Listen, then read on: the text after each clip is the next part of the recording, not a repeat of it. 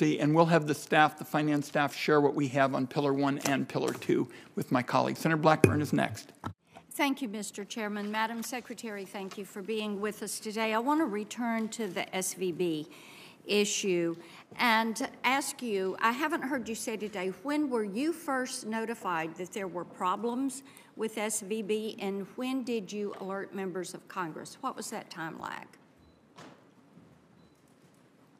I believe that I first found out about the troubles at Silicon Valley Bank. I guess it was last Thursday. Last Thursday. And then your notification of Congress came when? The bank was put in. Why don't you just put that in writing for me so I don't waste my time?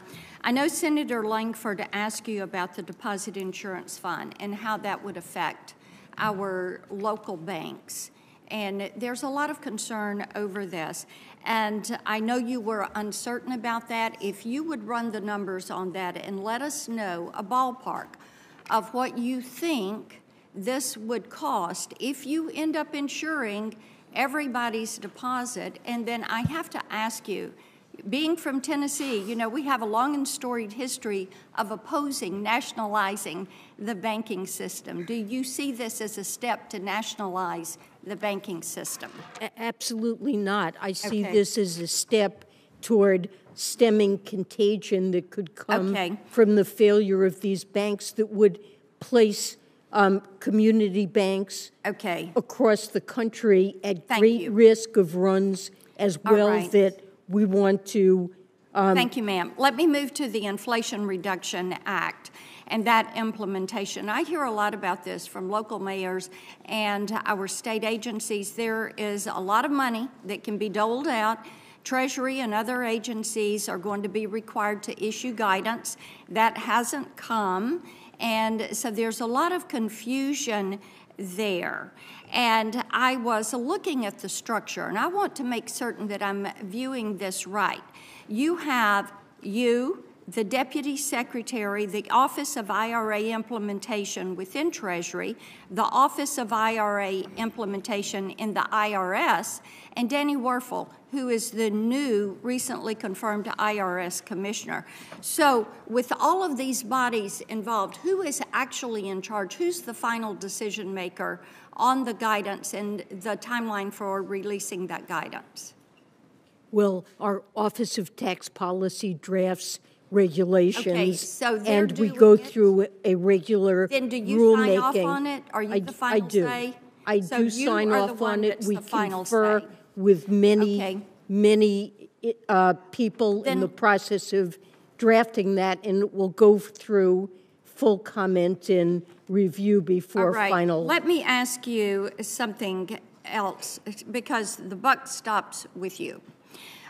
You have really praised the IRA. I want to ask you one more thing about that, because your statements contradict themselves somewhat. You talk about the IRA as a way to really bring prosperity, to lower inflation, to lower the debt.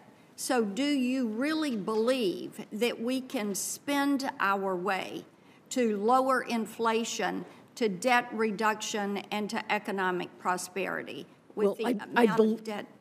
I believe that this law promotes clean energy and R&D and investment in the United States. That's not my question. Do you believe we can spend our way to lower inflation? And I'm going to move on, obviously. I've never said any such... I've never said that I think that that's a way to lower inflation. You have mentioned the IRS being able to answer more phone calls and respond more quickly because of the IRA funding. And I was looking at the IRS data, and it shows that the IRS actually answered 2.6 million fewer calls this March during the tax filing season.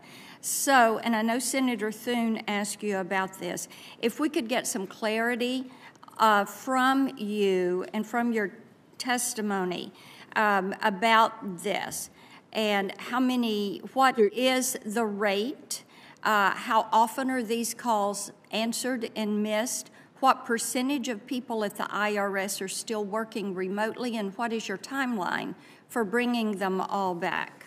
What I can tell you is that the response rate to customer calls has been between 80 and 90% every week during this tax filing season, and that's a massive improvement.